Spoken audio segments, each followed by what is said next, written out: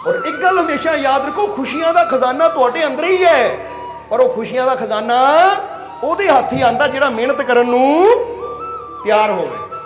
ਜਿੱਦਾਂ ਫਰਜ਼ ਕਰੋ ਕੋਈ ਕਹਿ ਦੇਵੇ ਭਾਈ ਇੱਥੇ 5 ਫੁੱਟ ਥੱਲੇ ਨਾ ਖਜ਼ਾਨਾ ਹੈ, ਇੱਕ ਬੰਦਾ ਸੋਚੇ 5 ਫੁੱਟ ਕਿਹੜਾ ਖੋਦੇਗਾ, ਕਿਹੜਾ ਮਿਹਨਤ ਕਰੇਗਾ, ਚਲੀਏ ਇੰਨੀ ਮਿਹਨਤ ਨਹੀਂ ਹੁੰਦੀ, ਤਾਂ ਉਹਨੂੰ ਖਜ਼ਾਨਾ ਮਿਲ ਜਾਏਗਾ। ਫਿਰ ਤਾਂ ਜਿਹੜਾ ਕਹੇ ਲੈ 5 ਫੁੱਟ ਭਾਈ ਖਜ਼ਾਨਾ ਤਾਂ ਕੱਢਣਾ 5 ਫੁੱਟ ਕੀ, ਜੇ 100 ਫੁੱਟ ਵੀ ਹੋਏਗਾ ਮੈਂ ਉਦੋਂ ਤੱਕ ਮਿਹਨਤ ਕਰਨੀ ਹੈ ਜਦ ਤੱਕ ਮੈਨੂੰ ਖਜ਼ਾਨਾ ਮਿਲ ਨਾ ਜਾਵੇ। ਹੁਣ ਜਿਹੜਾ ਇੱਦਾਂ ਮਿਹਨਤ ਕਰਨ ਨੂੰ ਤਿਆਰ ਹੈ ਨਾ, ਫਿਰ ਕਾਮਯਾਬੀ, ਸਫਲਤਾ, ਖੁਸ਼ੀਆਂ, ਪਰਮਾਤਮਾ ਵੀ ਉਹਨੂੰ ਹੀ ਕਹਿ ਦਿਓ ਮਿਲਦਾ ਹੈ। ਇਸ ਲਈ ਕੀ ਤੁਸੀਂ ਮਿਹਨਤ ਕਰਨ ਨੂੰ ਤਿਆਰ ਹੋ? ਉਹ ਏਡਾ ਵੱਡਾ ਖਜ਼ਾਨਾ ਤੁਹਾਡੇ ਅੰਦਰ ਹੈ, ਉਹ ਪਰਮ ਪਿਤਾ ਰੂਪੀ। ਜਿੱਦਾਂ ਅਸੀਂ ਕਈ ਵਾਰ ਦੱਸੀਦਾ ਕਿ ਭੀਖਾ ਜੀ ਨੇ ਕਿਹਾ ਹੈ, ਸੰਤ ਭੀਖਾ ਜੀ ਨੇ, ਕਿ ਭੀਖਾ ਭੂਖਾ ਕੋਈ ਨਹੀਂ, ਸਭ ਕੀ ਗਠੜੀ ਲਾਲ। ਉਹ ਕਹਿੰਦੇ ਉਹ ਲਾਲ ਯਾਨੀ ਉਹ ਖਜ਼ਾਨਾ ਤਾਂ ਸਭ ਦੀ ਗਠੜੀ ਅੰਦਰ ਹੀ ਹੈ, ਸਭ ਦੇ ਜੀਵਨ ਦੇ ਅੰਦਰ ਹੀ ਹੈ। ਪਰ ਗਿਰਹਾ ਖੋਲ ਨਾ ਸਕਹੀ ਤਾਂ ਤੇ ਭੈ ਕੰਗਾਲ। ਪਰ ਬੰਦੇ ਨੂੰ ਗੰਢ ਖੋਲਣੀ ਨਹੀਂ ਆਉਂਦੀ, ਕਿਉਂਕਿ ਗੰਢ ਵੱਜੀ ਰਹਿੰਦੀ ਹੈ। ਉਹ ਗੰਢ ਵਿੱਚ, ਉਹ ਗਠੜੀ ਵਿੱਚ ਖਜ਼ਾਨਾ ਛੁਪਿਆ ਰਹਿੰਦਾ ਹੈ, ਤਾਂ ਬੰਦਾ ਉੱਦਾਂ ਹੀ ਮਰ ਜਾਂਦਾ ਹੈ। ਇਸ ਲਈ ਇੱਕ ਵਾਰ ਨਾ ਹਸਨ ਫਕੀਰ ਇੱਕ ਕਬਰਸਤਾਨ 'ਚ ਪਹੁੰਚੇ। ਜਦੋਂ ਕਬਰਸਤਾਨ 'ਚ ਪਹੁੰਚੇ, ਕਬਰਾਂ ਦੇਖੀਆਂ ਨਾ, ਉਹਨਾਂ ਦੀ ਅੱਖਾਂ 'ਚ ਪਾਣੀ ਆ ਗਿਆ। ਉਹਨਾਂ ਦੀ ਅੱਖਾਂ 'ਚ ਪਾਣੀ ਆ ਗਿਆ, ਤਾਂ ਨਾਲ ਉਹਨਾਂ ਦੇ ਪਿਆਰੇ ਸੀ, ਉਹਨਾਂ ਨੇ ਪੁੱਛਿਆ ਕਿ ਮੁਰਸ਼ਦ, ਇਹ ਪੀਰੋ ਮੁਰਸ਼ਦ ਕੀ ਗੱਲ ਹੋ ਗਈ? ਗੁਰੂ ਜੀ ਕੀ ਗੱਲ ਹੋ ਗਈ? ਇਹ ਸਤਿਗੁਰ ਕੀ ਗੱਲ ਹੋ ਗਈ, ਰੋ ਕਿਉਂ ਰਹੇ ਹੋ? ਤਾਂ ਹਸਨ ਫਕੀਰ ਨੇ ਕਿਹਾ ਕਿ ਮੈਂ ਇਹਨਾਂ ਨੂੰ ਦੇਖ ਕੇ ਰੋ ਰਿਹਾ ਹਾਂ ਕਿ ਇੱਥੇ ਹਜ਼ਾਰਾਂ ਹੀ ਮੁਰਦੇ ਪਏ ਹੋਏ ਐ। ਰੋ ਮੈਂ ਇਸ ਲਈ ਰਿਹਾ ਹਾਂ ਕਿ ਇਹਨਾਂ ਦੇ ਅੰਦਰ ਐਡੀ ਵੱਡੀ ਤਾਕਤ ਖੁਦਾ ਦੀ ਸੀ, ਇਹ ਸਾਰੇ ਉਹਨੂੰ ਜਾਣੇ ਤੋਂ ਬਿਨਾਂ ਹੀ ਮਰ ਗਏ, ਉਹਨੂੰ ਸਮਝੇ ਤੋਂ ਬਿਨਾਂ ਹੀ ਕੀ ਹੋ ਗਿਆ, ਮਰ ਗਏ। ਜਿੱਦਾਂ ਹੁਣ ਸਮਝ ਲਓ ਕਿਸੇ ਭਿਖਾਰੀ ਦੀ ਜੇਬ 'ਚ ਨਾ 10 ਲੱਖ ਦਾ ਚੈੱਕ ਪਿਆ ਹੋਵੇ ਜਾਂ 10 ਕਰੋੜ ਦਾ ਚੈੱਕ ਪਿਆ ਹੋਵੇ, ਔਰ ਉਹ ਭੀਖ ਮੰਗਦਾ ਹੀ ਸਾਰੀ ਜ਼ਿੰਦਗੀ ਮਰ ਜਾਵੇ, ਤਾਂ ਜਦੋਂ ਮਰੇ ਕੋਈ ਉਹਦੇ ਕੱਪੜੇ ਚੇਂਜ ਕਰੇ ਤਾਂ ਫਿਰ ਦੇਖੇ ਐਡਾ ਵੱਡਾ ਚੈੱਕ ਸੀ ਤਾਂ ਮੰਗਦਾ ਹੀ ਮਰ ਗਿਆ। ਇਹਨੂੰ ਪਤਾ ਹੀ ਨਹੀਂ ਲੱਗਾ ਕਿ ਮੇਰੇ ਕੋਲ ਕਿਹੜਾ ਖਜ਼ਾਨਾ ਹੈ। ਅੱਜ ਇਹੀ ਹਾਲਤ ਇਨਸਾਨ ਦੀ ਹੈ। ਇਨਸਾਨ ਦੁੱਖਾਂ 'ਚ ਜ਼ਿੰਦਗੀ ਜੀ ਰਿਹਾ ਹੈ, ਪਰੇਸ਼ਾਨੀਆਂ 'ਚ ਜ਼ਿੰਦਗੀ ਜੀ ਰਿਹਾ ਹੈ। ਅੱਜ ਬੰਦਾ ਪਤਾ ਕੀ ਕਰਦਾ ਹੈ, ਹੁਣ ਜ਼ਰਾ ਗੌਰ ਕਰਨਾ, ਅੱਜ ਬੰਦੇ ਦੇ ਜੀਵਨ 'ਚ ਕੋਈ ਤਕਲੀਫ ਆਉਂਦੀ ਹੈ ਨਾ, ਬੰਦੇ ਜੀਵਨ 'ਚ ਕੋਈ ਦੁੱਖ ਆਉਂਦਾ ਹੈ, ਤਾਂ ਬੰਦਾ ਇਹ ਕਹਿੰਦਾ ਹੈ ਕਿ ਦੁੱਖ ਦਾ ਹੱਲ ਹੋ ਜਾਵੇ। ਉਹਦਾ ਹੱਲ ਹੁੰਦਾ ਫਿਰ ਕੋਈ ਨਵਾਂ ਦੁੱਖ ਆ ਜਾਂਦਾ ਹੈ। ਪਰ ਬੰਦਾ ਕਦੀ ਇਹ ਨਹੀਂ ਸਮਝਦਾ ਕਿ ਮੈਂ ਆਪਣੇ ਅੰਦਰ ਬੈਠੀ ਉਹ ਸ਼ਕਤੀ ਨੂੰ ਸਮਝ ਲਵਾਂ ਤਾਂ ਕਿ ਕਦੀ ਮੈਨੂੰ ਦੁਬਾਰਾ ਇਹ ਦੁੱਖ ਆਵੇ ਹੀ ਨਾ। ਜੇ ਆਵੇ ਵੀ ਤਾਂ ਮੈਂ ਫੀਲ ਕਰਾਂ ਕਿ ਮੇਰੇ ਜੋ ਸ਼ਕਤੀ ਹੈ, ਯਾਨੀ ਮੇਰੇ ਅੰਦਰ ਉਹ ਤਾਕਤ ਕੰਮ ਕਰਦੀ ਕਿ ਦੁੱਖ ਆਇਆ ਤਾਂ ਠੀਕ ਵੀ ਹੋ ਗਿਆ। ਸਮਝਦੇ ਹੋ ਕਿ ਨਹੀਂ? ਇਸ ਲਈ ਜੇ ਕਿਸੇ ਦੇ ਦਰਦ ਹੈ ਨਾ, ਕੋਈ ਦੁੱਖ ਹੈ, ਕੋਈ ਪੀੜਾ ਹੈ, ਤਾਂ ਆਪਣੇ ਅੰਦਰ ਫੀਲ ਕਰੋ। ਇਹ ਕਹਿੰਦੇ ਹੁਣੇ ਬੈਠੇ ਬੈਠੇ ਫੀਲ ਕਰੋ ਕਿ ਉਹ ਪਰਮ ਪਿਤਾ ਪਰਮਾਤਮਾ ਦੀ ਸ਼ਕਤੀ ਮੇਰੇ ਅੰਦਰ ਕੰਮ ਕਰ ਰਹੀ ਹੈ, ਉਹ ਮੇਰੇ ਸਾਰੇ ਦੁੱਖਾਂ ਨੂੰ ਠੀਕ ਕਰ ਸਕਦਾ ਹੈ। ਉਹ ਮੇਰੇ ਦੁੱਖਾਂ ਨੂੰ, ਮੇਰੀਆਂ ਦਰਦਾਂ ਨੂੰ, ਮੇਰੀਆਂ ਪਰੇਸ਼ਾਨੀਆਂ ਨੂੰ ਠੀਕ ਕਰ ਸਕਦਾ ਹੈ, ਕਿਉਂਕਿ ਉਹ ਸਬਬ ਵੀ ਸਬਬ ਕਰ ਸਕਦਾ ਹੈ। ਇਹ ਰਹਿਮਤ ਹੈ ਉਹਦੀ, ਇਹ ਕਿਰਪਾ ਹੈ ਉਸਦੀ। ਹੁਣ ਇੱਧਰ ਬਾਇਜੀਦ ਬੁਸਤਾਮੀ ਦੀ ਗੱਲ ਪੂਰੀ ਕਰੀਏ ਕਿ ਉਹਨਾਂ ਨੇ ਜਦੋਂ ਨਾ ਮੱਕੇ ਨੂੰ ਦੇਖ ਕੇ, ਯਾਨੀ ਕਾਬੇ ਨੂੰ ਦੇਖ ਕੇ ਅੱਖਾਂ ਨੀਵੀਆਂ ਕਰ ਲਿਓ। ਕਹਿੰਦੇ ਇੱਟਾ ਪੱਥਰ ਥੋੜੀ ਮੈਂ ਦੇਖਣ ਆਇਆ ਸੀ ਇੱਥੇ, 12 ਸਾਲ ਹੋ ਗਏ ਮੈਨੂੰ ਆਂਦੇ ਨੂੰ, ਸਜਦੇ ਕਰ ਕਰਕੇ ਇੱਥੇ ਪਹੁੰਚਿਆ ਆ, ਤਾਂ ਇੱਟਾ ਪੱਥਰ ਦੇਖਣ ਪਹੁੰਚਿਆ ਮੈਂ। ਜੇ ਇਹੀ ਪੱਥਰ ਦੇਖਣੇ ਸੀ, ਇੱਟਾਂ ਹੀ ਦੇਖਣੀਆਂ ਸੀ, ਤਾਂ ਫਿਰ ਮੈਂ ਕੀ, ਮੈਂ ਆਪਣੇ ਘਰ ਨਹੀਂ ਦੇਖ ਸਕਦਾ ਸੀ ਜਿੱਥੇ ਮੈਂ ਰਹਿੰਦਾ ਸੀ, ਜਿਸ ਸ਼ਹਿਰ 'ਚ ਮੈਂ ਰਹਿੰਦਾ ਸੀ? ਇੱਟਾਂ ਪੱਥਰ ਤਾਂ ਉੱਥੇ ਹੀ ਬਹੁਤ ਹੈ, ਮੇਰਾ ਘਰ ਵੀ ਇਹਨਾਂ ਇੱਟਾਂ ਪੱਥਰਾਂ ਦਾ ਹੀ ਬਣਿਆ ਹੈ। ਇਹ ਥੋੜੀ ਮੈਂ ਦੇਖਣਾ ਹੈ ਐਡੀ ਦੂਰ। ਮੈਂ ਤਾਂ ਇਹ ਸੋਚ ਕੇ ਆਇਆ ਸੀ ਕਾਬਾ ਖੁਦਾ ਦਾ ਘਰ ਹੈ, ਖੁਦਾ ਨੂੰ ਦੇਖਣਾ ਹੈ। ਇਸ ਲਈ ਇਹ ਦੇਖਣ ਨਹੀਂ ਮੈਂ ਆਇਆ। ਕਹਿ ਕੇ ਅੱਖਾਂ ਬੰਦ ਕਰ ਲਈਏ ਤਾਂ ਅੰਦਰੋਂ ਆਵਾਜ਼ ਆਈ ਕਿ ਐ ਬਾਜ਼ੀਦ, ਐ ਬੁਸਤਾਮੀ, ਅੱਖਾਂ ਖੋਲ ਔਰ ਕਾਬੇ ਵੱਲ ਦੇਖ, ਹੁਣ ਤੈਨੂੰ ਖੁਦਾ ਦਾ ਨੂਰ ਵੀ ਦਿਸੇਗਾ। ਹੁਣ ਜਦੋਂ ਕਹਿੰਦੇ ਇਸ ਵਾਰ ਅੱਖਾਂ ਚੱਕੀਆਂ ਤਾਂ ਕੀ ਦੇਖਿਆ ਸਾਹਮਣੇ? ਜਦੋਂ ਦੇਖਿਆ ਫਿਰ ਅੱਖਾਂ ਨੀਵੀਆਂ ਕਰ ਲਈਆਂ। ਹੁਣ ਦੂਸਰੀ ਵਾਰ ਅੱਖਾਂ ਫਿਰ ਕੀ ਕੀਤਾ? ਨੀਵੀਆਂ ਕਰ ਲਈਆਂ। ਤਾਂ ਹੁਣ ਅੰਦਰੋਂ ਆਵਾਜ਼ ਆਈ ਖੁਦਾ ਦੀ, ਰੱਬ ਦੀ। ਉਹ ਕਹਿੰਦੇ ਹੁਣ ਕਿਉਂ ਅੱਖਾਂ ਨੀਵੀਆਂ ਕੀਤੀਆਂ? ਹੁਣ ਤਾਂ ਖੁਦਾ ਦਾ ਨੂਰ ਵੀ ਨਜ਼ਰ ਆ ਰਿਹਾ ਹੈ। ਤਾਂ ਬਾਇਜ਼ੀਦ ਬਸਤਾਮੀ ਕਹਿੰਦੇ ਨੂਰ ਤਾਂ ਨਜ਼ਰ ਆ ਰਿਹਾ, ਪਰ ਇਹਨਾਂ ਇੱਟਾਂ ਨਜ਼ਰ ਕਿਉਂ ਆ ਰਹੀਆਂ?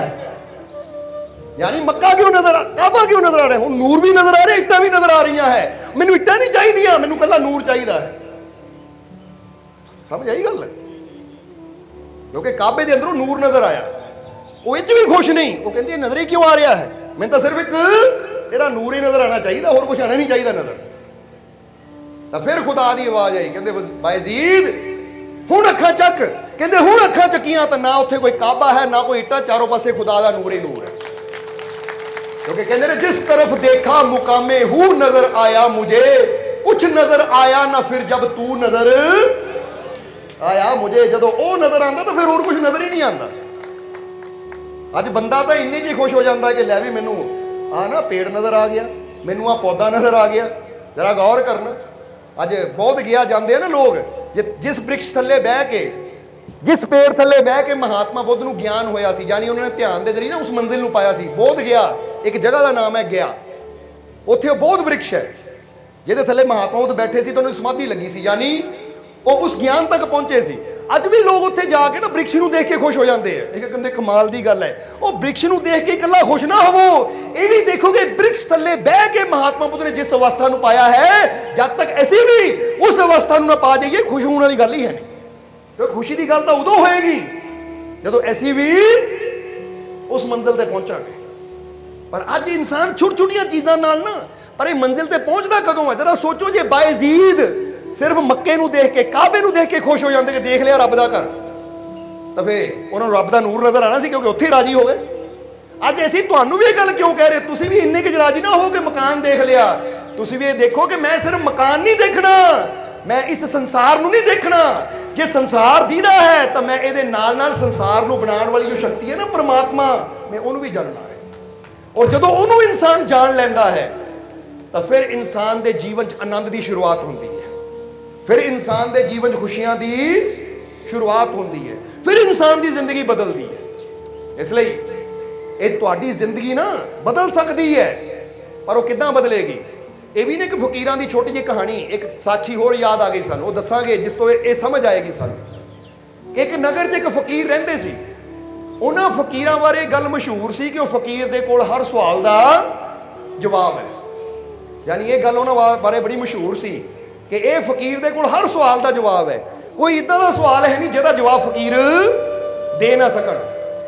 ਹੁਣ ਕਹਿੰਦੇ ਨੇ ਜਦੋਂ ਇਹ ਗੱਲ ਫਕੀਰਾਂ ਦੀ ਚਾਰੋਂ ਪਾਸੇ ਫੈਲੀ ਤਾਂ ਚਾਰ ਮਨਮੁਖੀ ਨੌਜਵਾਨ, ਚਾਰ ਨੌਜਵਾਨ ਜੋ ਮਨਮੁਖੀ ਸੀ, ਉਹ ਨਾ ਰੱਬ ਨੂੰ ਮੰਨਦੇ ਸੀ ਨਾ ਰੱਬ ਦੇ ਫਕੀਰਾਂ ਨੂੰ ਮੰਨਦੇ ਸੀ, ਉਹ ਤਾਂ ਮਜ਼ਾਕ ਹੀ ਉਡਾਉਂਦੇ ਰਹਿੰਦੇ ਸੀ, ਰੱਬ ਦਾ ਵੀ ਤਾਂ ਫਕੀਰਾਂ ਦਾ ਵੀ। ਤਾਂ ਉਹਨਾਂ ਨੇ ਸੋਚਿਆ ਕਿ ਲੈ, ਸੁਣਿਆ ਹੈ ਫਕੀਰ ਹੈ, ਫਲਾਨੀ ਜਗ੍ਹਾ ਰਹਿੰਦੇ ਹੈ, ਉਹ ਹਰ ਸਵਾਲ ਦਾ ਜਵਾਬ ਦਿੰਦੇ ਆ, ਕੋਈ ਨਹੀਂ ਚਲੀਏ ਐਸੀ ਸਵਾਲ ਹੀ ਇਦਾਂ ਦੇ ਪੁੱਛਣੇ ਆ ਜਿਹਦਾ ਜਵਾਬ ਫਕੀਰਾਂ ਕੋਲ ਹੋਵੇ ਹੀ ਨਾ। ਸਮਝਣਾ ਜ਼ਰਾ ਸਾਰਿਆਂ ਨੇ। ਉਹ ਚਾਰਾਂ ਨੇ ਸਲਾਹ ਕੀਤੀ ਔਰ ਚਾਰੇ ਹੀ ਸਲਾਹ ਕਰਕੇ ਫਕੀਰਾਂ ਦੇ ਕੋਲ ਪਹੁੰਚ ਗਏ। ਜਦੋਂ ਪਹੁੰਚੇ ਚਾਰੇ, ਫਕੀਰ ਬੈਠੇ ਹੋਏ ਹੈ, ਤਾਂ ਫਕੀਰਾਂ ਦੇ ਕੋਲ ਕੁਝ ਉਹਨਾਂ ਦੇ ਪਿਆਰੇ ਵੀ ਬੈਠੇ ਹੈ, ਰੱਬ ਦੀ ਗੱਲ ਚੱਲ ਰਹੀ ਹੈ। ਇਹ ਚਾਰੇ ਹੀ ਗਏ ਔਰ ਜਾ ਕੇ ਇਹਨਾਂ ਨੇ ਫਕੀਰਾਂ ਦੇ ਮੂਹਰੇ ਨਾ ਪ੍ਰਣਾਮ ਕੀਤੀ ਨਾ ਹੀ ਹੱਥ ਜੋੜੇ, ਬਸ ਜਾ ਕੇ ਕਹਿਣ ਲੱਗੇ ਕਿ ਇਹੀ ਫਕੀਰ ਹੈ ਜਿਹੜਾ ਹਰ ਸਵਾਲ ਦਾ ਜਵਾਬ ਦੇਣ ਵਾਲਾ ਹੈ। ਤਾਂ ਸੇਵਕਾਂ ਨੂੰ ਬੜੀ ਤਕਲੀਫ ਹੋਈ ਕਿ ਇਹਨਾਂ ਦੇ ਬੋਲਣ ਦਾ ਢੰਗ ਹੀ, ਪਰ ਫਕੀਰ ਮੁਸਕਰਾਏ। ਫਕੀਰ ਕਹਿੰਦੇ ਬੇਟਾ ਆਓ, ਕੋਈ ਤੁਹਾਡਾ ਸਵਾਲ ਹੈ ਦੱਸੋ, ਕੋਈ ਤੁਹਾਡਾ ਸਵਾਲ ਹੈ ਦੱਸੋ। ਤਾਂ ਉਸ ਲਈ ਚਾਰਾਂ ਨੇ ਪਹਿਲੀ ਸਲਾਹ ਕੀਤੀ ਸੀ ਸਵਾਲ ਇਦਾਂ ਦੇ ਕਰਨੇ ਆ ਕਿ ਫਕੀਰ ਕੋਲੋਂ ਜਵਾਬ ਮਿਲੇ ਹੀ ਨਾ।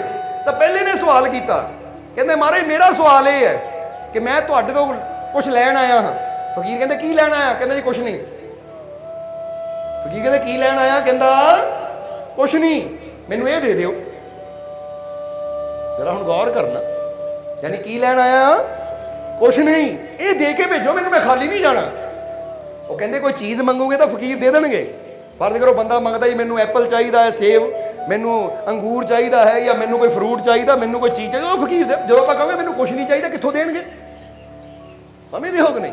ਕਿਉਂਕਿ ਕੁਛ ਨਹੀਂ ਤਾਂ ਕੋਈ ਚੀਜ਼ ਹੈ ਹੀ ਨਹੀਂ, ਔਰ ਜਿਹੜੀ ਹੈ ਹੀ ਨਹੀਂ ਫਕੀਰ ਦੇਣਗੇ ਕਿੱਦਾਂ? ਹੁਣ ਕਹਿੰਦੇ ਆ ਕਿ ਜਿਸ ਵੇਲੇ ਇਹ ਗੱਲ ਕਹੀ ਤਾਂ ਜਿਹੜੇ ਨਾਲ ਸੇਵਕ ਬੈਠੇ ਸੀ ਨਾ, ਉਹ ਬੜਾ ਹੈਰਾਨ ਜਿਹਾ ਹੋਇਆ ਕਿ ਇਹ ਕੀ ਮੰਗ ਰਿਹਾ ਕਿ ਲੈ ਕੇ ਜਾਣਾ ਹੈ ਕੁਛ, ਮੈਂ ਲੈਣ ਆਇਆ ਆ। ਫਕੀਰਾਂ ਵਿੱਚ ਲੈਣਾ ਕੀ ਹੈ? ਤਾਂ ਕਹਿੰਦਾ ਮੈਂ ਕੁਛ ਨਹੀਂ ਲੈਣਾ, ਮੈਂ ਕੁਛ ਨਹੀਂ ਲੈਣਾ। ਫਕੀਰਾਂ ਨੇ ਕਿਹਾ ਬਸ ਬੇਟਾ ਇੰਨੀ ਕੀ ਚੀਜ਼, ਇੰਨੀ ਕੀ ਹੁਣੇ ਹੀ ਦੇ ਦਿੰਦੇ ਆ। ਹੁਣ ਤਾਂ ਨੌਜਵਾਨ ਦੇ ਪੈਰਾਂ ਥੱਲੇ ਜ਼ਮੀਨ 'ਚ ਨਿਕਲੀ ਹੈ, ਇਹ ਵੀ ਕੋਈ ਚੀਜ਼ ਦੇਣ ਵਾਲੀ ਹੈ, ਇਹ ਕਿੱਦਾਂ ਦੇਣਗੇ? ਫਕੀਰ ਕਹਿੰਦੇ ਏਦਾਂ ਕਰ ਪੁੱਤ, ਤੈਨੂੰ ਕੁਛ ਨਹੀਂ ਚਾਹੀਦਾ ਨਾ, ਜਾਂ ਏਦਾਂ ਕਰ, ਉਹ ਸਾਹਮਣੇ ਨਾ ਇੱਕ ਛੋਟਾ ਜਿਹਾ ਘੜੇ ਦਾ ਮਟਕਾ ਪਿਆ ਸੀ, ਕੁੱਜਾ ਜਿਹਾ ਜਿੱਦਾਂ ਹੁੰਦਾ ਨਾ ਛੋਟਾ ਜਿਹਾ, ਕਹਿੰਦੇ ਜਾਂ ਕੁੱਜਾ ਲੈ ਕੇ ਆ। ਉਹ ਲੈ ਕੇ ਆ। ਹੁਣ ਜਦੋਂ ਕੁੱਜਾ ਲਿਆਂਦਾ ਨਾ, ਕੁੱਜਾ ਲੈ ਕੇ ਆਇਆ, ਕਹਿੰਦਾ ਲਓ ਮਹਾਰਾਜ। ਕਹਿੰਦੇ ਪੁੱਤ ਦੇਖੀ ਤੇ 'ਚ ਕੀ ਹੈ?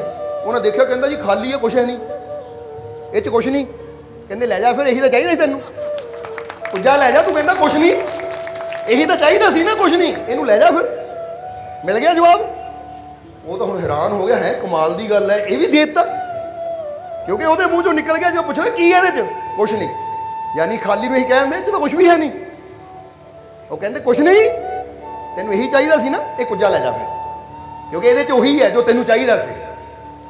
ਹੁਣ ਜਿਹੜਾ ਦੂਜਾ ਸੀ ਸਵਾਲ ਕਰਨ ਵਾਲਾ ਹੋ ਗਿਆ, ਕਹਿੰਦਾ ਇਹਦੇ ਇੰਨੇ ਔਖੇ ਸਵਾਲ ਦਾ ਹੀ ਤਾਂ ਸੋਚਿਆ ਸੀ ਪਹਿਲੇ ਸਵਾਲ ਦੇ ਫਕੀਰ ਫਸ ਜਾਣਗੇ, ਪਰ ਮੈਂ ਪਹਿਲੇ ਸਵਾਲ ਦਾ ਜਵਾਬ ਦੇ ਦਿੱਤਾ। ਤਾਂ ਹੁਣ ਦੂਜਾ ਥੋੜਾ ਹੋਇਆ।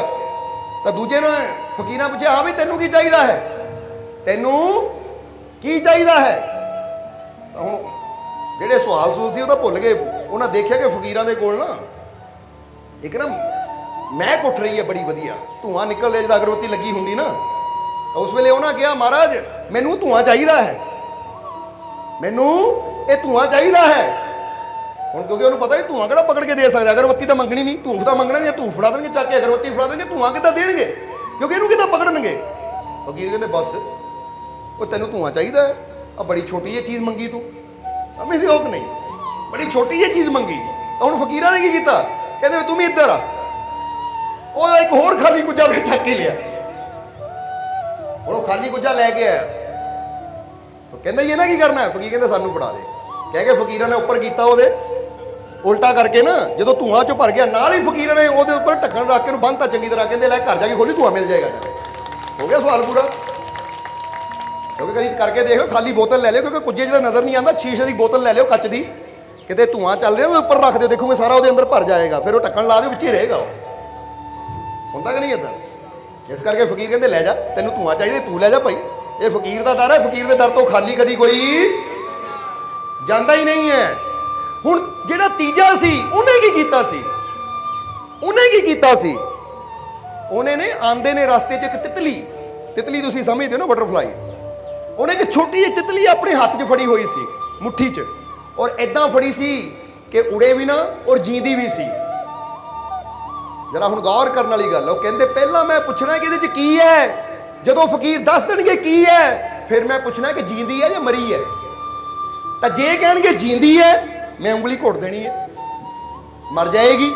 ਜੇ ਕਹਿਣਗੇ ਮਰੀ ਹੈ, ਮੈਂ ਛੱਡ ਦੇਣੀ, ਉਹਨਾਂ ਉੜ ਜਾਣਾ, ਮੈਂ ਕਹਿਣਾ ਜੀਂਦੀ ਸੀ, ਤੁਸੀਂ ਝੂਠੇ। ਇਹ ਗੱਲ ਬੜੀ ਸਮਝਣ ਵਾਲੀ ਹੈ, ਕਿਉਂਕਿ ਹੁਣ ਜਦੋਂ ਕੀੜਾ ਕੋਈ ਫੜ ਲਈਏ ਨਾ ਅਸੀਂ, ਹੁਣ ਹੈ ਤਾਂ ਜੀਂਦਾ, ਪਰ ਜੇ ਕੋਈ ਕਵੇ ਭਾਈ ਇਹ ਜੀਂਦਾ ਆ ਤਾਂ ਤੁਸੀਂ ਐਉਂ ਮਰਿਆ ਕਰ ਦੋ, ਤਾਂ ਉਹਨੂੰ ਵਿਚਾਰੇ ਨੂੰ ਕਿਹੜੀ ਟਾਈਮ ਲੱਗਣਾ, ਮਰ ਜਾਣਾ ਵਿਚਾਰੇ ਨੇ। ਕਿਉਂਕਿ ਨਾਜ਼ੁਕ ਜੇ ਹੁੰਦੇ ਨਾ ਇਹ ਕੀਟ ਪਤੰਗੇ, ਬੜੇ ਨਾਜ਼ੁਕ ਜੇ ਹੁੰਦੇ, ਮਾੜੇ ਐਉਂ ਦਬਾ ਦਿਓ ਤਾਂ ਮਰ ਜਾਂਦੇ ਵਿਚਾਰੇ। ਤਾਂ ਕਹਿੰਦੇ ਜੇ ਫਕੀਰਾਂ ਨੇ ਕਹਿ ਦਿੱਤਾ ਕਿ ਮਰਿਆ ਹੋਇਆ ਹੈ, ਤਾਂ ਮੈਂ ਐਉਂ ਕਰਨਾ, ਉਹਨੇ ਉੜ ਜਾਣਾ ਆ, ਤਾਂ ਫਿਰ ਫਕੀਰ ਝੂਠੇ। ਇੱਥੇ ਤਾਂ ਵਸਾਈ ਲੈਣਾ ਫਕੀਰਾਂ ਨੂੰ। ਇਸ ਲਈ ਫਿਰ ਤੀਜੇ ਦੀ ਵਾਰੀ ਆਈ, ਉਹਨੇ ਮੁੱਠੀ ਅੱਗੇ ਕੀਤੀ, ਕਹਿੰਦਾ ਮਹਾਰਾਜ ਚਲੋ ਇਹਨਾਂ ਦੋਨਾਂ ਦੇ ਸਵਾਲ ਦਾ ਤਾਂ ਮਸਲਾ ਹੱਲ ਹੋ ਗਿਆ, ਹੁਣ ਮੇਰਾ ਮਸਲਾ ਇਹ ਹੱਲ ਕਰੋ ਕਿ ਦੱਸੋ ਮੇਰੇ ਹੱਥ 'ਚ ਕੀ ਹੈ, ਮੇਰੇ ਹੱਥ 'ਚ ਕੀ ਹੈ। ਤਾਂ ਫਕੀਰਾਂ ਨੇ ਕਹਿੰਦੇ ਤੇਰੇ ਹੱਥ 'ਚ ਤਿਤਲੀ ਹੈ ਬੇਟਾ। ਕਹਿੰਦਾ ਜੀ ਉਹ ਤਾਂ ਠੀਕ ਹੈ ਤਿਤਲੀ ਹੈ, ਪਰ ਇਹ ਦੱਸੋ ਕਿ ਜਿੰਦਾ ਹੈ ਜਾਂ ਮਰੀ ਹੋਈ ਹੈ, ਜਿੰਦੀ ਹੈ ਜਾਂ ਮੁਰਦਾ ਹੈ, ਮਰੀ ਹੋਈ ਹੈ। ਉਸ ਲਈ ਫਕੀਰਾਂ ਨੇ ਮੁਸਕਰਾ ਕੇ ਕਿਹਾ, ਜਰਾ ਹੁਣ ਗੌਰ ਕਰਨਾ, ਸਾਰਿਆਂ ਧਿਆਨ ਸੀ ਹੁਣ ਫਕੀਰ ਕੀ ਕਹਿਣਗੇ। ਜੇ ਕਹਿਣਗੇ ਜਿੰਦਾ ਹੈ ਤੇ ਇਹਨਾਂ ਮਾਰ ਦੇਣੀ ਹੈ, ਤਾਂ ਜੇ ਕਹਿਣਗੇ ਮੁਰਦਾ ਹੈ ਤਾਂ ਇਹਨਾਂ ਹੱਥ ਖੋਲ ਦੇਣਾ ਹੈ, ਉੜ ਜਾਏਗੀ। ਹੁਣ ਜਦੋਂ ਉਹਨੇ ਪੁੱਛਿਆ ਕਿ ਜਿੰਦਾ ਹੈ ਜਾਂ ਮੁਰਦਾ ਹੈ, ਇਹ ਵੀ ਦੱਸ ਦਿਓ, ਉਸ ਲਈ ਫਕੀਰਾਂ ਨੇ ਮੁਸਕਰਾ ਕੇ ਬੜੇ ਪਿਆਰ ਨਾਲ ਕਿਹਾ, ਕਹਿੰਦੇ ਬੇਟਾ ਇਹ ਤਿਤਲੀ ਤੇਰੇ ਹੱਥ 'ਚ ਜੋ ਹੈ ਨਾ, ਤੂੰ ਪੁੱਛ ਰਿਹਾ ਕਿ ਜਿੰਦਾ ਹੈ ਜਾਂ ਮੁਰਦਾ, ਇਹ ਤੇਰੇ ਹੱਥ 'ਚ ਹੈ। ਤੂੰ ਇਹਨੂੰ ਉਡਾ ਵੀ ਸਕਦਾ, ਤੈਨੂੰ ਮਾਰ ਵੀ ਸਕਦਾ, ਕਿਉਂਕਿ ਤੇਰੀ ਅੰਦਰ ਸੋਚ ਇਹ ਹੈ ਕਿ ਜੋ ਫਕੀਰ ਕਹਿੰਦੇ ਮੈਂ ਉਲਟਾ ਕਰਨਾ ਹੈ। ਇਹ ਤੇਰੇ ਹੱਥ 'ਚ, ਤੈਨੂੰ ਜ਼ਿੰਦਗੀ ਦੇ ਕੇ ਆਕਾਸ਼ ਦੀਆਂ ਉਚਾਈਆਂ ਤੱਕ ਵੀ ਲੈ ਜਾ ਸਕਦਾ ਆ, ਜਾਂ ਇਹਨੂੰ ਮਾਰ ਕੇ ਮਿੱਟੀ 'ਚ ਵੀ ਮਿਲਾ ਸਕਦਾ ਹੈ। ਇਹ ਤੇਰੇ ਹੱਥ 'ਚ ਹੈ। ਔਰ ਇਹ ਪੁਆਇੰਟ ਬੜਾ ਗੌਰ ਕਰਨ ਵਾਲਾ ਹੈ। ਬੋਲੋ ਸਮਝਦੇ ਹੋ ਕਿ ਨਹੀਂ? ਕਿਉਂਕਿ ਜਦੋਂ ਫਕੀਰਾਂ ਨੇ ਕਿਹਾ ਨਾ ਤਿਤਲੀ ਹੈ, ਜਿੰਦਾ ਜਾਂ ਮੁਰਦਾ, ਉਹ ਕਹਿੰਦੇ ਇਹ ਤੇਰੇ ਹੱਥ 'ਚ ਹੈ। ਤੂੰ ਆਸਮਾਨ ਦੀ ਬੁਲੰਦੀ ਤੱਕ ਵੀ ਇਹਨੂੰ ਪਹੁੰਚਾ ਸਕਦਾ, ਇਹਨੂੰ ਉਡਾ ਵੀ ਸਕਦਾ ਆ, ਔਰ ਇਹਨੂੰ ਮਿੱਟੀ 'ਚ ਵੀ ਮਿਲਾ ਸਕਦਾ ਹੈ। ਔਰ ਇਹ ਪੁਆਇੰਟ ਅਸੀਂ ਕਿਉਂ ਕਿਹਾ, ਇਹ ਅੱਗੇ ਦੱਸਾਂਗੇ, ਕਹਾਣੀ ਨੂੰ ਪਹਿਲਾਂ ਪੂਰਾ ਕਰ ਲਈਏ। ਇਹ ਪੁਆਇੰਟ ਯਾਦ ਰੱਖਣਾ ਤੁਸੀਂ। ਫਿਰ ਜਦੋਂ ਚੌਥੇ ਦੀ ਵਾਰੀ ਆਈ, ਚੌਥੇ ਨੇ ਜਦੋਂ ਇੰਨਾ ਕੁਝ ਦੇਖਿਆ ਨਾ, ਇੰਨਾ ਕੁਝ ਦੇਖਿਆ ਕਿ ਪਹਿਲੇ ਦਾ ਮਸਲਾ ਹੱਲ ਹੋ ਗਿਆ, ਦੂਜੇ ਦਾ ਹੋ ਗਿਆ, ਤੀਜੇ ਨੂੰ ਵੀ ਫਕੀਰਾਂ ਨੇ ਦੱਸਤਾ, ਤਾਂ ਚੌਥੇ ਦੀ ਹਿੰਮਤ ਨਹੀਂ ਪਈ ਸਵਾਲ ਪੁੱਛਣ ਦੀ, ਉਹਨਾਂ ਚਰਨਾਂ ਤੇ ਸਿਰ ਰੱਖ ਦਿੱਤਾ, ਚਰਨਾਂ ਤੇ ਸਿਰ ਰੱਖ ਦਿੱਤਾ ਉਹਨੇ। ਉਹ ਨਾਲ ਦੇ ਸਾਥੀ ਕਹਿੰਦੇ ਇਹ ਕੀ, ਤੂੰ ਤਾਂ ਸਾਡੇ ਨਾਲ ਸੀ, ਇਹਨਾਂ ਦੇ ਚਰਨ ਫੜ ਲੈ। ਉਹ ਕਹਿੰਦਾ ਭਾਈ ਤੁਹਾਡੇ ਵਰਗੇ ਅਗਿਆਨੀਆਂ ਦੀ ਸੰਗਤ ਬਹੁਤ ਕਰ ਲਈ, ਮਸੀਹ ਦਾ ਕੋਈ ਗਿਆਨੀ ਮਿਲਿਆ, ਹੁਣ ਇਹਦੇ ਰੰਗ 'ਚ ਰੰਗ ਲੈਣ ਦਿਓ ਮੈਨੂੰ। ਤੁਹਾਡੇ ਨਾਲ ਰਿਹਾ ਤਾਂ ਇਦਾਂ ਹੀ ਸ਼ੰਕਾ ਜੀ ਰਹੂੰਗਾ। ਆ ਜੋ ਗਿਆਨ ਇਹਨਾਂ ਅੰਦਰ ਦੇਖਿਆ ਨਾ ਉਹ ਇਹਨਾਂ ਦਾ ਹੋ ਕੇ ਮਿਲਣਾ ਹੈ। ਤਾਂ ਉਸ ਲਈ ਫਕੀਰਾਂ ਨੇ ਉਹਦੇ ਸਿਰ ਤੇ ਹੱਥ ਰੱਖਿਆ, ਕਹਿੰਦੇ ਜਾ ਬੇਟਾ ਜੇ ਤੂੰ ਇਹ ਸੋਚ ਹੈ ਤਾਂ ਤੂੰ ਗਿਆਨ ਹੀ ਲੈ ਕੇ ਜਾਏਗਾ, ਕਿਉਂਕਿ ਜਿਹੜਾ ਜੋ ਲੈਣ ਆਂਦਾ ਹੈ ਉਹਨੂੰ ਉਹੀ ਫਕੀਰ ਦੇ ਕੇ ਵੀ ਭੇਜਦੇ ਆ। ਕਿ ਸਾਡੇ ਤੇ ਹੈ ਕਿ ਅਸੀਂ ਕੀ ਲੈਣ ਆਂਦੇ ਆ, ਸਮਝਦੇ ਹੋ ਕਿ ਨਹੀਂ। ਹੁਣ ਕੋਈ ਆ ਕੇ ਕਹੇਗਾ ਗੋਡੇ ਦੀ ਦਰਦ ਠੀਕ ਕਰ ਦਿਓ, ਉਹ ਦਰਦ ਨੂੰ ਉਹ ਲੈ ਕੇ ਚੱਲ ਜਾਏਗਾ। ਕੋਈ ਕਹੇਗਾ ਰੱਬ ਨਾਲ ਮਿਲਾ ਦਿਓ, ਉਹਨੂੰ ਉਹ ਯੁਕਤੀ ਮਿਲ ਜਾਏਗੀ। ਕੋਈ ਕਹੇਗਾ ਮੈਨੂੰ ਆਪਣੇ ਅੰਦਰੋਂ ਉਹ ਯੁਕਤੀ ਦਿਓ ਕਿ ਮੈਂ ਆਪਣੇ ਅੰਦਰਲੀ ਤਾਕਤ ਨਾਲ ਜੁੜ ਸਕਾਂ, ਤਾਂ ਕਿ ਮੈਨੂੰ ਦੁੱਖਾਂ ਦਰਦਾਂ ਵਾਸਤੇ ਕਿਸੇ ਨੂੰ ਕਹਿਣ ਦੀ ਜ਼ਰੂਰਤ ਹੀ ਨਾ ਪਵੇ। ਜਿੱਦਾਂ ਕਹਿੰਦੇ ਨਾ, ਇੱਕ ਬੰਦਾ ਹੁੰਦਾ ਕਿ ਬਿਮਾਰੀ ਆਂਦੀ ਤਾਂ ਡਾਕਟਰ ਕੋਲ ਜਾਂਦਾ ਦਵਾਈ ਲੈਣ, ਤੇ ਇੱਕ ਹੁੰਦਾ ਕਿ ਮੈਂ ਹੀ ਇੰਨਾ ਗਿਆਨ ਲੈ ਲਵਾਂ ਕਿ ਮੈਨੂੰ ਕੋਈ ਤਕਲੀਫ ਆਵੇ ਤਾਂ ਹੱਲ ਆਪ ਹੀ ਕਰ ਲਵਾਂ, ਮੈਨੂੰ ਕਿਸੇ ਕੋਲ ਜਾਣ ਦੀ ਜ਼ਰੂਰਤ ਹੀ ਨਾ ਪਵੇ। ਔਰ ਇਹ ਤਾਕਤ ਹੈ, ਇਹ ਸ਼ਕਤੀ ਸਾਡੇ ਅੰਦਰ ਹੈ। ਹੁਣ ਇੱਧਰ ਜਿਹੜਾ ਪੁਆਇੰਟ ਗਿਆ ਸੀ ਤੀਸਰਾ, ਕਿ ਫਕੀਰਾਂ ਨੇ ਉਸ ਨੌਜਵਾਨ ਨੂੰ ਕਿਹਾ ਕਿ ਤਿਤਲੀ ਤੇਰੀ ਮੁੱਠੀ 'ਚ ਹੈ, ਪਰ ਬੇਟਾ ਤੇਰੇ ਹੱਥ 'ਚ ਹੈ, ਇਹਨੂੰ ਤੂੰ ਉਡਾ ਵੀ ਸਕਦਾ ਤੇ ਇਹਨੂੰ ਮਿੱਟੀ 'ਚ ਮਿਲਾ ਵੀ ਸਕਦਾ ਹੈ। ਹੁਣ ਇੱਥੇ ਤੁਹਾਨੂੰ ਵੀ ਇਹੀ ਗੱਲ ਕਵਾਂਗੇ ਕਿ ਤੁਸੀਂ ਵੀ ਆਪਣੀ ਮੁੱਠੀ ਇਦਾਂ ਕਰੋ, ਜਰਾ ਕਰਕੇ ਦੇਖੋ। ਉਹਦੀ ਮੁੱਠੀ 'ਚ ਤਿਤਲੀ ਸੀ ਨਾ, ਹੁਣ ਅਸੀਂ ਕਵਾਂਗੇ ਤੁਹਾਡੀ ਜ਼ਿੰਦਗੀ ਦੀ ਤਿਤਲੀ ਨਾ ਇਸ ਲਈ ਤੁਹਾਡੇ ਹੱਥ 'ਚ ਹੈ। ਤੁਸੀਂ ਇਦਾਂ ਦੀਆਂ ਆਦਤਾਂ ਵੀ ਆਪਣੀਆਂ ਬਣਾ ਸਕਦੇ ਹੋ, ਆਪਣੇ ਆਪ ਨੂੰ ਐਸਾ ਵੀ ਬਣਾ ਸਕਦੇ ਹੋ ਕਿ ਤੁਹਾਡੀ ਜ਼ਿੰਦਗੀ ਦੀ ਤਿਤਲੀ ਉਚਾਈਆਂ ਤੇ ਜਾਵੇ, ਤਾਂ ਤੁਸੀਂ ਇਦਾਂ ਦੀਆਂ ਬੁਰੀਆਂ ਆਦਤਾਂ ਵੀ ਬਣਾ ਸਕਦੇ ਹੋ ਕਿ ਤੁਹਾਡੀ ਇਹ ਜ਼ਿੰਦਗੀ ਦੀ ਤਿਤਲੀ ਮਿੱਟੀ 'ਚ ਮਿਲ ਜਾਵੇ। ਕਿਉਂਕਿ ਸਾਡੀਆਂ ਆਦਤਾਂ, ਸਾਡੇ ਕਰਮੀ ਤਾਂ ਹੁੰਦੇ ਹੈ, ਕਰਨੀ ਆਪੋ ਆਪਣੀ ਕਹਿ ਨੇੜੇ। ਅਗਰ ਅੱਜ ਬੰਦਾ ਬੁਰੀਆਂ ਆਦਤਾਂ ਬਣਾ ਲਵੇ ਕਿ ਮੈਂ ਨਸ਼ਾ ਕਰਨਾ ਹੈ, ਮੈਂ ਬੁਰਾ ਕਰਨਾ ਹੈ, ਮੈਂ ਚੋਰੀਆਂ ਕਰਨੀਆਂ, ਠੱਗੀਆਂ ਕਰਨੀਆਂ, ਤਾਂ ਫਿਰ ਅਸੀਂ ਆਪਣੀ ਜ਼ਿੰਦਗੀ ਦੀ ਤਿਤਲੀ ਨੂੰ ਗਿਰਾਉਣ ਵਾਲਾ ਕੰਮ ਕਰ ਰਹੇ ਹਾਂ। ਜਿੱਦਾਂ ਕਿ ਇੱਕ ਅਸੀਂ ਦੱਸੀਦਾ ਹੈ ਕਿ ਕਰ ਨਸ਼ੇ ਤੂੰ ਭੰਗ ਸ਼ਰਾਬਾਂ ਦੇ, ਕਿਉਂ ਤਨ ਨੂੰ ਰੋਗ ਲਗਾਮਦਾ ਏ, ਇਸ ਹੱਸਦੀ ਵਸਦੀ ਜ਼ਿੰਦਗੀ ਨੂੰ ਕਿਉਂ ਦੁੱਖਾਂ ਦੇ ਵਿੱਚ ਪਾਮਦਾ ਏ। ਉਹ ਨਸ਼ਾ ਕਰਨਾ ਏ ਤੇ ਕਰ ਨਾਮ ਵਾਲਾ, ਜੋ ਉਜੜੇ ਘਰ ਬਸਾਮਦਾ ਏ, ਤੇਰੇ ਭਲੇ ਦੀ ਖਾਤਰ ਐ ਯਾਰਾ ਸਾਹਿਬ ਜੋ ਤੇ ਗੱਲ ਸਮਝਾਉਂਦਾ ਏ। ਗੌਰ ਕਰ ਕਿ ਅੱਜ ਇਨਸਾਨ ਨਾ ਭੰਗਾਂ ਸ਼ਰਾਬਾਂ ਦੇ ਨਸ਼ੇ ਕਰਕੇ ਆਪਣੇ ਚੰਗੇ ਭਲੇ ਸਰੀਰ ਨੂੰ ਰੋਗੀ ਬਣਾ ਲੈਂਦਾ ਹੈ। ਸਮਝਦੇ ਹੋ ਕਿ ਨਹੀਂ। ਅਸੀਂ ਆਪਣੀਆਂ ਅੱਖਾਂ ਨਾਲ ਦੇਖਿਆ ਕਿ ਇੱਕ ਨੌਜਵਾਨ ਨਾ ਉਹ ਬਹੁਤ ਅੱਛਾ ਖਿਡਾਰੀ ਸੀ, ਯਾਨੀ ਉਹ ਆਪਣੇ ਰੈਸਲਿੰਗ ਵੀ ਆਪਣੇ ਬੋਡੀ ਬਿਲਡਰ ਵਿੱਚ ਨਾ ਜਿਹੜਾ ਹੁੰਦੀਆਂ ਪ੍ਰਤੀਯੋਗਿਤਾ ਉਹ ਕਰਦਾ ਸੀ। ਜਿੱਦਾਂ ਫਰਜ਼ ਕਰੋ ਮਿਸਟਰ ਹੁਸ਼ਿਆਰਪੁਰ ਹੋ ਗਿਆ ਜਾਂ ਮਿਸਟਰ ਜਲੰਧਰ ਹੋ ਗਿਆ, ਇਦਾਂ ਬੜੀ ਅੱਛਾ ਉਹਦੀ ਬੋਡੀ ਸੀ। ਪਰ ਫਿਰ ਕੀ ਹੋਇਆ, ਉਹਨੂੰ ਚਿੱਟੇ ਦੀ ਆਦਤ ਪੈ ਗਈ। ਤਾਂ ਜਦੋਂ ਕਿੰਨੇ ਸਾਲਾਂ ਬਾਅਦ ਅਸੀਂ ਦੇਖਿਆ ਹੀ ਦੇਖ ਕੇ ਹੈਰਾਨ ਰਹਿ ਗਏ, ਕਿੱਥੇ ਤੂੰ ਇੰਨਾ ਵਧੀਆ ਸੀ ਹੀਰੇ ਵਰਗਾ, ਅੱਜ ਆਪਣੀ ਹਾਲਤ ਕੀ ਬਣਾ ਲਈ ਤੂੰ। ਜ਼ਰਾ ਹੁਣ ਗੌਰ ਕਰਕੇ ਦੇਖਣਾ, ਇਦਾਂ ਦੀ ਬਹੁਤ ਇਤਿਹਾਸ 'ਚ ਤੁਹਾਨੂੰ ਘਟਨਾਵਾਂ ਮਿਲ ਸਕਦੀਆਂ ਹੈ ਕਿ ਬੰਦੇ ਅੰਦਰ ਬੜੇ ਗੁਣ ਹੁੰਦੇ ਆ, ਬੜੀਆਂ ਖੂਬੀਆਂ ਹੁੰਦੀਆਂ ਹੈ, ਪਰ ਬੰਦਾ ਨਸ਼ੇ ਦਾ ਆਦੀ ਹੋ ਕੇ ਆਪਣੇ ਗੁਣ ਵੀ ਗਵਾ ਬੈਂਦਾ, ਆਪਣੀ ਇੱਜ਼ਤ ਵੀ ਗਵਾ ਬੈਂਦਾ, ਪੈਸਾ ਵੀ ਗਵਾ ਬੈਂਦਾ, ਆਪਣਾ ਘਰ ਪਰਿਵਾਰ ਹੈ ਸਭ ਕੁਝ ਬੰਦਾ ਲੁਟਾ ਲੈਂਦਾ ਕਿ ਨਸ਼ੇ ਦੀ ਆਦਤ ਕਰਕੇ। ਤਾਂ ਜੇ ਹੁਣ ਬੰਦੇ ਅੰਦਰ ਥੋੜੀ ਜਿਹੀ ਆਤਮਿਕ ਸ਼ਕਤੀ ਹੋਵੇ ਨਾ, ਜਿੱਦਾਂ ਕਹਿੰਦੇ ਮਾਨਸਿਕ ਸ਼ਕਤੀ ਹੋਵੇ, ਕਿਉਂਕਿ ਮਾਨਸਿਕ ਸ਼ਕਤੀ ਕਿਹਨੂੰ ਕਿਹਾ ਜਾਂਦਾ ਹੈ ਕਿ ਇੱਕ ਵਾਰ ਫੈਸਲਾ ਕਰ ਲਿਆ ਗੱਲ ਕਰਨੀ ਹੈ ਤਾਂ ਕਰਨੀ ਹੈ, ਨਹੀਂ ਕਰਨੀ ਤਾਂ ਨਹੀਂ ਕਰਨੀ, ਇਹਨੂੰ ਕਹਿੰਦੇ ਮਾਨਸਿਕ ਪਾਵਰ, ਮਨ ਦੀ ਸ਼ਕਤੀ। ਅੱਜ ਬੰਦਾ ਕੀ ਹੈ, ਮਨ ਤੋਂ ਤਾਂ ਕਹਿੰਦਾ ਆਹ ਕੰਮ ਕੱਲ ਤੋਂ ਸ਼ੁਰੂ ਕਰਨਾ, ਪਰ ਹੁੰਦਾ ਹੁਣ ਇੱਥੇ ਕਿੰਨੇ ਨੌਜਵਾਨ ਬੈਠੇ ਆ ਜਿਹੜੇ ਜਿਮ ਜਾਂਦੇ ਆ।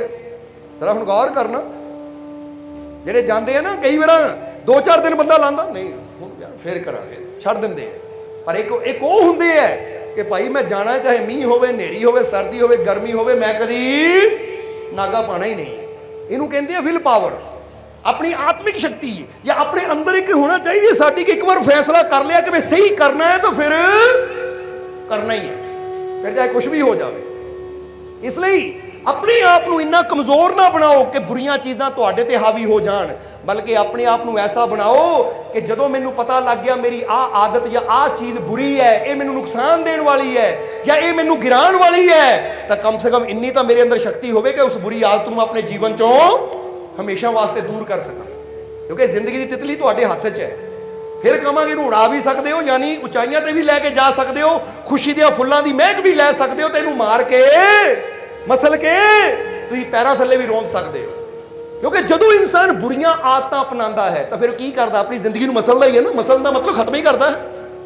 ਤਾਂ ਸੋਚ ਕੇ ਦੇਖੋ, ਹੁਣ ਕਈਆਂ ਨੂੰ ਨਸ਼ੇ ਦੀ ਬੁਰੀ ਆਦਤ ਹੁੰਦੀ ਹੈ, ਤਾਂ ਕਈਆਂ ਨੂੰ ਹੋਰ ਕਈ ਆਦਤਾਂ ਹੁੰਦੀਆਂ, ਸਵਾਦਾਂ 'ਚ ਪੈ ਕੇ ਬੰਦਾ ਉਹ ਚੀਜ਼ਾਂ ਵੀ ਖਾਂਦਾ ਚਲਾ ਜਾਂਦਾ ਜਿਹੜੀਆਂ ਉਹਦੇ ਵਾਸਤੇ ਅੱਛੀਆਂ ਹੀ ਨਹੀਂ ਹੈ। कई इदां दे भी हुंदे ना, कहंदे मिठा बहुत पसंद है, और 4-4 रसगुल्ले, 5-5 रसगुल्ले, 10-10 रसगुल्ले खा जाने, तो बाद चो फिर की होना है, शुगर हो गई पर मिठा नहीं छोड़ता। भाई नहीं छोड़ता तो फिर तैयारी कर ले कबर च जाने की, फिर डॉक्टरों की कौन टेंशन दे रहे हैं, क्योंकि पहले ही अपने आप को जे पता है कि आह चीज़ मेरे वास्ते ठीक नहीं है, तो फिर असीं इन्ना तो साडे अंदर कंट्रोल होवे अपनी जिंदगी का कि जिहड़ी चीज़ मेरे वास्ते सही नहीं है उन्होंने अपने जीवन चों मैं दूर कर सकां। हुण तुहाडे पैर च तंग जुत्ती होवे तो तुसीं फटाफट लांदे हो कि भाई चुभदी है, जुत्ती तो बदल दिंदे हो, जद ये पता है आदतां चुभदियां हैं, आदतां तंग करदियां, तो इन्नी ताकत भी रखो कि आदतां भी मैं बदल सकां। एक कपड़ा बंदा पा लांदा ना शरीर ते, जे गर्मी होवे कपड़ा चुभे, बंदा कहता बड़ा चुभदा, ला दो कॉटन दा पा लिओ। हुण असीं कहते कपड़ा बदल सकते हो, जुत्ती बदल सकते हो, या तुसीं बाहर दी चीज़ां बदल सकते हो, तो इन्नी ताकत क्यों है नहीं कि असीं अपने अंदर दियां बुरियां आदतां भी बदल सकीए, और बदल सकते हैं असीं, पर इहदे वास्ते जिद्दां दस्सिया थोड़ी मेहनत की जरूरत है। बोलो समझदे हो कि नहीं? एक गल दा सच सच जवाब देना सोच के, कि एक बंदे नूं गाली कड्ढण दी आदत है, कि उसकी गाली कड्ढण की आदत दूर हो सकती है कि नहीं? अगर वो कोशिश करे कि नहीं कड्ढनी, तो फिर वो कोशिश करे हो सकती कि नहीं? पर उदों होनी है जदों कोशिश करेगा। तो जे बंदा कहे कोशिश ही काहनूं करनी, तो फिर होएगा भी नहीं। जिद्दां ही दसीदा ना, कोशिश करने वालों की कभी हार नहीं होती, जो तूफानों से डरकर किनारे बैठ जाते हैं उनकी नैया कभी, जे तूफाना तो डर के लै भी जाना तो उस किनारे है, पर किसी रास्ते तूफान ना आ जाए, किसी रास्ते पानी तेज ना आ जाए, यही डरना बंदा किनारे ही बैठा रहे तो सदा किनारे ही बैठा रह जाएगा, कभी दूजे किनारे बंदा पहुंचेगा ही नहीं। इसलिए अपने अंदर निडरता, एक साहस, एक विश्वास पैदा करना पैना है सानू। निडरता का मतलब कि चाहे कुछ भी हो जाए, जे मैं फैसला कर लिया उस मंजिल ते जाना है, उस किनारे पहुंचना है, तो मैं हर मुश्किल का सामना करने लई, हर लहर का सामना करने लई, हर तूफान का सामना करने लई तैयार हाँ। और विश्वास की रखना, और मैनूं विश्वास है परमात्मा ते, कुदरत ते, अपने मालिक ते, कि जे मैं जाऊंगा तो तूफानों तो बचाएगा भी जरूर। जरा गौर कर, क्योंकि क्यों माड़ी सोच रखनी, तूफान आना ही है। जिद्दां फर्ज करो बंदा सोचे आ दिल्ली जाना है, पर किते रास्ते गड्डी का एक्सीडेंट ना हो जाए, किते रास्ते गड्डी खराब ना हो जाए, सो मैं नहीं जाना, जाना है पर डर नाल जावे ही ना, तो फिर कदे पहुंचेगा बंदा। हुण जे बंदा सोचे कि नहीं रास्ते कोई मुश्किल आती, गड्डी पैंचर होंदी तो मैं तैयारी की है, सपनी है मेरे को, जे गड्डी कोई खराबी आती मैं तैयारी की है हर चीज़ की, और मैनूं ये विश्वास भी है कि मेरा रब सही सलामत लैके भी जाएगा, सही सलामत लैके भी आएगा, रास्ते कुछ नहीं मैनूं होण दिंदा। इस विश्वास दे नाल, इस निडरता नाल जदों बंदा निकलदा है तो फिर सफलता भी मिलती है, अपनी मंजिल से भी पहुंच जाता है। इसलिए निडर होवो, अपने अंदरों शंकावां नूं खत्म करो, अपने अंदर विश्वास नूं पैदा करो। और जिद्दां दसिया कि जे अज सत्संग च आए हो तो मज़ा तो फिर है ना, जे अपनी एक बुराई जां एक की, दो की, चार की, जिन्नी साडी हिम्मत है उन्होंने छड्ड के जाइए, फिर असीं कहिए गए इदां दे सी पर कुछ ना कुछ सुधार करके वापस आए। समझदे हो कि नहीं? इसलिए तुहाडे अंदर कोई भी है ना, जिद्दां ही कहीदा है कि अपने आप को कभी कमजोर ना समझो, बल्कि ये कहो I have the power to end my evils, I have the power to end my evils, यानी मेरे अंदर ताकत है अपने अंदर दियां बुराइयां रूपी शैतान को खत्म करन दी। केड़ी ताकत है मेरे अंदर? अपने अंदर दियां बुराइयां को खत्म करन दी शक्ति मेरे अंदर है। आई हैव द पावर, मेरे को है शक्ति टू एंड माई ईवल, मैं अपने अंदर दे ईवल नूं, शैतान नूं, बुरियां आदतां नूं खत्म कर सकदा हां। ये शक्ति मेरे अंदर है। क्यों? क्योंकि मैं एक शक्तिशाली पिता दी शक्तिशाली संतान हां। मैं कोई कमजोर बाप दा बच्चा नहीं हां। इत्थे असीं आ दुनियावी बाप की गल नहीं कर रहे, असीं वो रूहानी यानी परमात्मा की गल कर रहे कि मैं वो शक्तिशाली पिता की संतान है। अब्बल अल्लाह नूर उपाया, मैं उहदे नूर तो बनिया है, तो जे मैं उहदे नूर तो बनिया तो मैं कमजोर नहीं हाँ। मेरी जी शक्ति है कि जे मेरे अंदर कोई बुराई है तो मैं उहदा अंत कर सकदा हाँ। जे मैनू कोई बुरी आदत है तो ये नहीं कहना हाय मैं तो आदत नहीं छुड़ती, ये आदत बड़ी शक्तिशाली है, मैं किद्दां छड्ड पाऊंगा। जो आप ये गल कहते मैं किद्दां छड्ड पाऊंगा, तो असीं अपने आप को कमजोर बना देंगे, आदत नूं बड़ा कर देंगे हैं। पर असीं ये गल नहीं कहनी, जे कोई तुहानूं कहे तेरे अंदर आ बुरी आदत है, अच्छा ये बुरी आदत है तो लै मैं छड्डदा हां, कोई किद्दां छड्डेगा? फिर उसले कह दो I have the power to end my evils, मेरे अंदर शक्ति है, मैं बुरी आदत नूं छड्ड सकदा हां, क्योंकि मैं एक शक्तिशाली पिता दी शक्तिशाली संतान है। बोलो समझते हो कि नहीं? ਤੁਹਾਨੂੰ ਪੈਦਾ ਕਿਹਨਾਂ ਕੀਤਾ ਹੈ? ਠੀਕ ਹੈ, ਜਰੀਆ ਮਾਤਾ ਪਿਤਾ ਹੈ, ਪਰ ਜਨਮ ਦੇਣ ਵਾਲਾ ਕੌਣ ਹੈ? ਜੀਵਨ ਦੇਣ ਵਾਲਾ ਕੌਣ ਹੈ? ਜਵਾਬ ਦਿਓ ਸਾਨੂੰ। ਹੁਣ ਕਈ ਵਾਰ ਬੰਦਾ ਕਹਿੰਦਾ ਜੀ ਕਿ ਮਾਤਾ ਪਿਤਾ ਜੀਵਨ ਦੇਣ ਵਾਲੇ, ਮਾਤਾ ਪਿਤਾ ਜਰੀਆ ਹੈ, ਜੀਵਨ ਦੇਣ ਵਾਲੇ ਮਾਤਾ ਪਿਤਾ ਨਹੀਂ, ਉਹ ਰੱਬ ਹੈ। ਕਿਉਂਕਿ ਜੇ ਮਾਤਾ ਪਿਤਾ ਦੇ ਹੱਥ ਜੀਵਨ ਦੇਣਾ ਹੋਵੇ ਤਾਂ ਕਈ ਬੱਚੇ ਮੁਰਦਾ ਪੈਦਾ ਹੁੰਦੇ ਆ ਕਿ ਨਹੀਂ? ਗਰਭ 'ਚ ਹੀ ਮਰ ਜਾਂਦੇ ਆ ਕਿ ਲੈ ਵੀ 7 ਮਹੀਨੇ ਦਾ ਬੱਚਾ ਮਰ ਗਿਆ ਜਾਂ 8 ਮਹੀਨੇ ਦਾ ਬੱਚਾ ਮਰ ਗਿਆ ਜਾਂ ਬੱਚੇ ਨੇ ਜਨਮ ਲਿਆ ਨਾਲ ਹੀ ਮਰ ਗਿਆ। ਤਾਂ ਜੇ ਜੀਵਨ ਦੇਣਾ ਮਾਤਾ ਪਿਤਾ ਦੇ ਹੱਥ 'ਚ ਹੋਵੇ ਤਾਂ ਕਦੀ ਮਾਤਾ ਪਿਤਾ ਚਾਹਣਗੇ ਮੇਰਾ ਬੱਚਾ ਮੁਰਦਾ ਪੈਦਾ ਹੋਵੇ? ਉਹ ਤਾਂ ਚਾਹੇਗਾ ਕਿ ਮੇਰਾ ਬੱਚਾ ਜੀਂਦਾ ਹੱਸਦਾ ਖੇਡਦਾ ਪੈਦਾ ਹੋਵੇ। ਨਹੀਂ, ਜੀਵਨ ਦੇਣਾ ਉਹਦੇ ਹੱਥ 'ਚ ਜਰੀਆ ਬਣਦਾ ਹੈ। ਜਿੱਦਾਂ ਫਰਜ਼ ਕਰੋ ਆ ਪੇੜ ਨੂੰ ਫਲ ਲੱਗੇ ਹੋਏ ਆ, ਇਹ ਪੇੜ ਜਰੀਆ ਹੈ। ਇਹ ਪੇੜ ਦੇ ਅੰਦਰੋਂ ਫਲ ਪੈਦਾ ਹੁੰਦੇ ਆ, ਇਹਦੇ ਅੰਦਰ ਰਸ ਪੈਦਾ ਹੁੰਦਾ ਹੈ, ਇਹਦੇ ਅੰਦਰ ਰੰਗ ਭਰਿਆ ਜਾਂਦਾ ਹੈ। ਇਹ ਭਰਨ ਵਾਲੀ ਉਹ ਤਾਕਤ ਹੈ, ਉਹ ਜਰੀਆ ਪੇੜ ਨੂੰ ਬਣਾਉਂਦਾ ਹੈ। ਪਰ ਕਰਨ ਵਾਲਾ ਬੋਲੋ ਉਹ ਮਾਲਿਕ ਹੈ, ਉਹ ਪਰਮਾਤਮਾ ਹੈ। ਮੰਨਦੇ ਹੋ ਕਿ ਨਹੀਂ? ਇਸ ਲਈ ਹੁਣ ਜੇ ਮੰਨਦੇ ਆ ਕਿ ਉਹ ਤਾਕਤ ਹੀ ਸਭ ਨੂੰ ਜੀਵਨ ਦੇਣ ਵਾਲੀ ਹੈ, ਫਲਾਂ ਅੰਦਰ ਰਸ ਪੈਦਾ ਕਰਨ ਵਾਲੀ ਹੈ, ਸਾਡੇ ਅੰਦਰ ਜੀਵਨ ਪੈਦਾ ਕਰਨ ਵਾਲੀ ਹੈ, ਤਾਂ ਜੇ ਉਹ ਤਾਕਤ ਤੋਂ ਅਸੀਂ ਬਣੇ ਆ ਤਾਂ ਕੀ ਫਿਰ ਅਸੀਂ ਕਮਜ਼ੋਰ ਹੋ ਸਕਦੇ ਹਾਂ? ਫਿਰ ਕਿਉਂ ਆਪਣੇ ਆਪ ਨੂੰ ਕਮਜ਼ੋਰ ਸਮਝਦੇ ਹੋ? ਕਿਉਂ ਮੰਨਦੇ ਹੋ ਕਿ ਮੈਂ ਆ ਨਹੀਂ ਕਰ ਸਕਦਾ, ਮੇਰੇ ਤੋਂ ਆ ਨਹੀਂ ਹੋਣਾ, ਮੇਰੇ ਤੋਂ ਉਹ ਨਹੀਂ ਹੋਣਾ? ਕਦੀ ਵੀ ਇਦਾਂ ਨਾ ਕਿਹਾ ਕਰੋ ਮੈਂ ਆ ਨਹੀਂ ਕਰ ਸਕਦਾ, ਬਲਕਿ ਇਹ ਕਹੋ ਕਿ ਠੀਕ ਹੈ ਕੰਮ ਮੁਸ਼ਕਿਲ ਹੈ ਪਰ ਮੈਨੂੰ ਯਕੀਨ ਹੈ ਮੈਂ ਕੋਸ਼ਿਸ਼ ਕਰੂੰਗਾ ਤਾਂ ਮੈਂ ਕਰ ਸਕਦਾ ਹਾਂ। ਇਹਦੇ ਨਾਲ ਸਾਰਾ ਨਜ਼ਰੀਆ ਬਦਲ ਜਾਂਦਾ ਹੈ, ਸੋਚ ਬਦਲ ਜਾਂਦੀ ਹੈ। ਤਾਂ ਜੇ ਬੰਦਾ ਕਹੇ ਮੇਰੇ ਤੋਂ ਨਹੀਂ ਹੋਣਾ, ਬੜਾ ਔਖਾ ਹੈ, ਮੇਰੇ ਤੋਂ ਨਹੀਂ ਹੋਣਾ, ਤੇ ਅਸੀਂ ਉਹ ਕੰਮ ਨੂੰ ਬੜਾ ਕਰ ਦਿੰਦੇ ਤਾਂ ਆਪਣੇ ਆਪ ਨੂੰ ਛੋਟਾ ਕਰ ਲੈਂਦੇ ਹਾਂ। ਕਦੀ ਵੀ ਇਹ ਨਾ ਕੋਈ ਮੈਂ ਨਹੀਂ ਕਰ ਸਕਦਾ, ਇਹ ਕਹੋ ਠੀਕ ਹੈ ਮੈਨੂੰ ਨਹੀਂ ਆਉਂਦਾ, ਕੰਮ ਮੁਸ਼ਕਿਲ ਹੈ, ਪਰ ਜੇ ਮੈਂ ਕੋਸ਼ਿਸ਼ ਕੀਤੀ ਮੈਨੂੰ ਯਕੀਨ ਹੈ ਕਿ ਮੈਂ ਇਹ ਕਰ ਸਕਦਾ ਹਾਂ। ਬੋਲੋ ਸਮਝਦੇ ਹੋ ਕਿ ਨਹੀਂ? ਜੇ ਤੁਹਾਡੇ ਜੀਵਨ 'ਚ ਕੋਈ ਪ੍ਰੋਬਲਮ ਹੈ, ਕਹਿੰਦੇ ਇੱਕ ਡਾਕਟਰ ਸੀ ਜਿਹਦਾ ਨਾਮ ਸੀ ਡਾਕਟਰ ਨਾਰਮਨ ਕਾਜ਼ਿਨ। ਡਾਕਟਰ ਨਾਰਮਨ ਕਾਜ਼ਿਨ ਉਹਦਾ ਨਾਮ ਸੀ, ਅਮਰੀਕਾ ਦੀ ਗੱਲ ਹੈ ਇਹ, ਬਹੁਤ ਸਮੇਂ ਪਹਿਲਾਂ। ਉਹ ਡਾਕਟਰ ਨੂੰ ਇੱਕ ਲਾ ਇਲਾਜ ਬਿਮਾਰੀ ਹੋ ਗਈ। ਕਿਹੜੀ ਬਿਮਾਰੀ ਹੋ ਗਈ? ਲਾ ਇਲਾਜ ਬਿਮਾਰੀ ਕੀ ਹੁੰਦੀ ਹੈ ਕਿ ਜਿਹਦਾ ਕੋਈ ਮੈਡੀਕਲ ਸਾਇੰਸ ਦੇ ਅੰਦਰ ਇਲਾਜ ਹੁੰਦਾ ਹੀ ਨਹੀਂ ਹੈ। ਔਰ ਉਹ ਆਪ ਟੈਸਟ ਉਹਦੇ ਸਾਥੀਆਂ ਨੇ ਕੀਤੇ, ਉਹਦੀ ਬਾਡੀ ਦੇ ਜਦੋਂ ਟੈਸਟ ਕੀਤੇ ਤਾਂ ਉਹਨਾਂ ਨੇ ਦੱਸਿਆ ਕਿ ਡਾਕਟਰ ਸਾਹਿਬ ਆ ਜੋ ਤੁਹਾਡੀਆਂ ਰਿਪੋਰਟਾਂ ਦੇ ਮੁਤਾਬਿਕ ਨਾ ਹੁਣ ਤੁਹਾਡੇ ਕੋਲ ਦਿਨ ਕੁਝ ਮਹੀਨੇ ਹੀ ਹੈ ਤੁਹਾਡੇ ਕੋਲ, ਫਿਰ ਤੁਹਾਡੀ ਡੈਥ ਹੋ ਜਾਣੀ ਕਿਉਂਕਿ ਇਹ ਬਿਮਾਰੀ ਦਾ ਕੋਈ ਇਲਾਜ ਹੈ ਹੀ ਨਹੀਂ। ਤਾਂ ਡਾਕਟਰ ਨਾਰਮਨ ਕਾਜ਼ਿਨ ਨੇ ਇਹ ਸੋਚਿਆ, ਕੀ ਸੋਚਿਆ? ਉਹ ਕਹਿੰਦੇ ਜਦੋਂ ਮਰ ਹੀ ਜਾਣਾ ਹੈ ਹੀ ਟਾਈਮ 3 ਮਹੀਨੇ ਜਾਂ 6 ਮਹੀਨੇ ਦਾ ਮੇਰੇ ਕੋਲ, ਤਾਂ ਹੁਣ ਹਸਪੀਟਲ 'ਚ ਕੰਮ ਕਰਕੇ ਕੀ ਲੈਣਾ? ਉਹਨਾਂ ਛੁੱਟੀਆਂ ਲੈ ਲਈਆਂ ਹਸਪੀਟਲੋਂ। ਉਹਨੇ ਕੀ ਕੀਤਾ? ਛੁੱਟੀਆਂ ਲੈ ਲਈਆਂ। और की कीता उसने। वीडियो अच्छी लगी हो तो कृपया इसे शेयर जरूर करें। आपके शेयर करने से अगर किसी की जिंदगी में अच्छा बदलाव आता है, पॉजिटिव चेंज आती है, तो ये भी आपकी तरफ से किया गया एक नेक कर्म होगा, एक सेवा होगी। तो वीडियो को शेयर जरूर करें और वीडियो देखने के लिए सर्व संजय दरबार कांटियां शरीफ यूट्यूब चैनल को सब्सक्राइब करें और फेसबुक पेज को फॉलो करना ना भूलें। जय माता दी।